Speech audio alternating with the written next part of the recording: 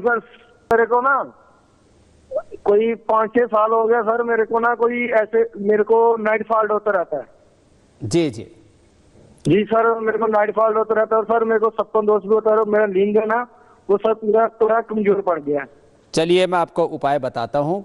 काफ़ी लोग बोलने में संकोच करते हैं, लेकिन ये 15 से और 25-30 साल तक के लोगों की बहुत बड़ी समस्या, 15 से 30 साल के लोगों की तो बहुत बड़ी समस्या है, और अविवाहित लोगों की भी बहुत बड़ी समस्या है, और कई बार तो जो इस अध्यात्म मार्ग पर आ जाते हैं, सन्यासी आदि, उनके लिए भी एक समस्या होती है, लेकिन बोलते नहीं हैं। हमारे यहाँ पर बहुत सकुचाते हैं। तो आपकी समस्या का मैं बहुत सटीक समाधान बता रहा हूँ। सामान्य रूप से आंवला चूर्ण खाने मात्र से ही ये स्वप्न दोष की, नाइट फॉल की समस्या से छुटकारा मिल जाता है। फिर भी किसी को ज़्यादा समस्या है तो इसमें शतावर चूर्ण, बेटियों को, चाहे वो ओवर ब्लीडिंग है चाहे वो लिकोरिया है, बेटियों के लिए वैसे शीशम के पत्ते और नागकेशर आदि ओवर ब्लीडिंग में, और उनको अशोकारिष्ट आदि दूसरी औषधियाँ भी हम बताते हैं। लेकिन बहनों को भी, जिन उसको अंग्रेजी में वाइट डिस्चार्ज बोलते हैं, और इधर पुरुषों को जिसको स्वप्न दोष बोलते हैं, नाइटफॉल बोलते हैं, उसके लिए शतावर एक बहुत अच्छी औषधि है।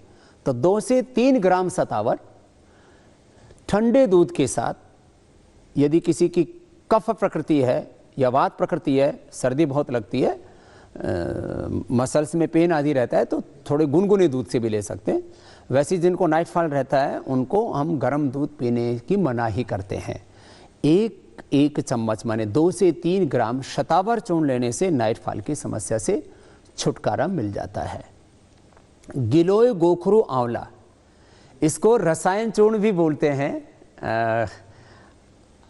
गिलोय आप सबको पता ही है, गोखरू एक छोटा दाना होता है, और आंवला, इसका भी पाउडर 1-1 चम्मच सुबह शाम लेने से इस रोग में लाभ मिलता है। जहाँ तक अब इसके कारण हैं अलग अलग, जैसे किसी की बहुत पित्त प्रकृति है, बहुत गर्मी है शरीर के अंदर, उनको ये समस्या बहुत ज़्यादा रहती है। इसके निवारण के लिए एलोवेरा और आंवला ये सुबह खाली पेट पीने से इस समस्या से छुटकारा मिल जाता है।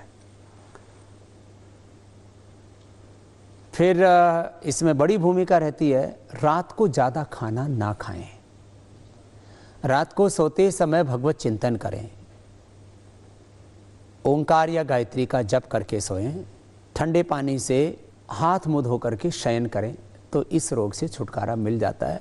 ये कोई बड़ी बात नहीं है। हाँ, जिनकी कफ प्रकृति है, जिनकी वात प्रकृति है, वो चंद्र प्रभावटी, पुरुष और महिलाओं को जिनको वाइट डिस्चार्ज की प्रॉब्लम हो, स्त्री रसायन 1-1 गोली का सेवन करते हैं, तो उनको इस समस्या से छुटकारा मिल जाता है। क्योंकि ये काफ़ी बड़ी समस्या है, लोग इसको छिपाते हैं, इसलिए सामान्य भाषा में इनको गुप्त रोग बोलते हैं। और इन यौन रोगों के संदर्भ में, जिसको अंग्रेजी में सेक्सुअल डिसऑर्डर्स भी बोलते हैं, काफ़ी बड़ा विकृत रूप ले लेते हैं, तो उनके लिए मैंने एक समस्या समाधान बता दिया। अब अगले कॉलर को ले लेते हैं, क्योंकि ये कुछ ऐसी समस्याएं हैं जिसके बारे में घर परिवारों में बातें भी बहुत कम हो पाती हैं, और लोग संकोचवश कह नहीं पाते हैं। जैसे लेडीज़ भी कुड़ती रहती है, लेकिन कभी भी अपने वाइट डिस्चार्ज के बारे में, अपने ओवर ब्लीडिंग के बारे में, या उनको पॉलीसिस्टिक ओवरीज हैं, ओवरी में सिस्ट है, फिलिपियन ट्यूब बंद हैं, हार्मोनल इम्बैलेंस है, पीरियड कम ज़्यादा होता है, तो उसके बारे में बातें नहीं करती। इसके लिए उनको मैं बार बार कहता हूँ कि वो शतावर चूर्ण तो सब बच्चों को बचपन से ही देना शुरू कर दीजिए आप, 1-1 चम्मच, बेटा हो या बेटी हो। और फिर बेटियों को दशमूलारिष्ट ये पीना ही चाहिए। ये उनके लिए एक जनरल टॉनिक है। जैसे हम अपने डेली रूटीन में कितने प्रकार के खाद्य पदार्थ लेते हैं अपने आरोग्य के लिए, ऐसे बेटियों को उसका प्रयोग करना ही चाहिए, दशमूलारिष्ट का। और भाइयों को जिनको बहुत पित्त प्रकृति है, वो चंदनासव ले सकते हैं। वो एक गोंद कतीरा आता है, उसको रात को भिगो दो और सुबह खा लो, उसका सेवन कर सकते हैं। ये वीट ग्रास, आंवला, एलोवेरा, जिनकी पित्त प्रकृति है उनके लिए अलग अलग बीमारियों के हिसाब से हम उपाय बताते हैं। और कपालभाति सबको करना चाहिए जिनको भी धातु रोग हो। और एक ब्रह्मचर्य आसन में बताया करता हूँ, वज्रासन में पैरों को बाहर निकाल करके बैठ जाए, उससे अपने आप ये बीमारी ठीक हो जाती है।